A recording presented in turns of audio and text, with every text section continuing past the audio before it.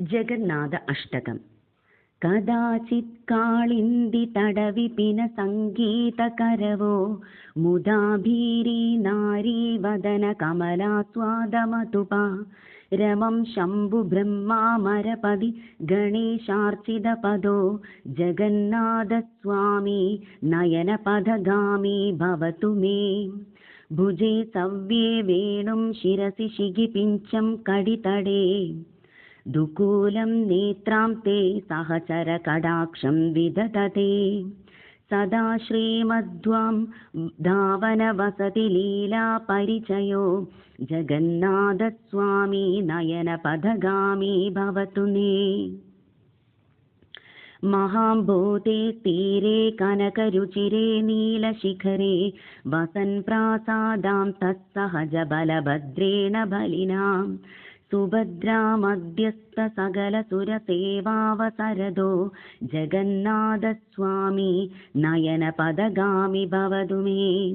कृपापारावारास जलजलद श्रेणिरुचिरो रमावाणी रामस्फुरदमलपङ्केरुहमुखं सुरेन्द्रैराराध्य श्रुतिगणशिखा गीतचरितो रथारूढो गच्छन् पदिमिलित भूदेवपटलै।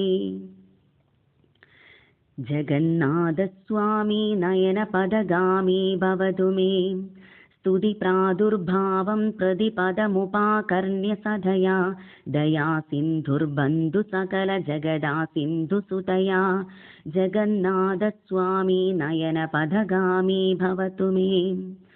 परब्रह्मपीडकुवलयदलोत्फुल्लनयनो निवासी नीलाद्रौ निहित चरणों नम्त शिरसि रसानन्दो राधा सरसवपुरालिङ्गनसगो जगन्नाथस्वामी नयनपथगामी भवतु मे।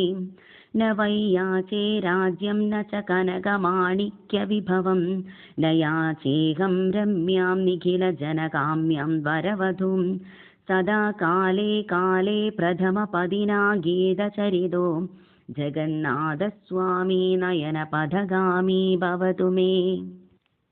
हरत्वं संसारं धृततरमसारं सुरपदे हरत्वं पापानां विदतिमपरां यादवपते अहो दीनो नादे निहितचरणो निश्चितमिदं जगन्नाथस्वामी नयनपथगामी भवतु मे।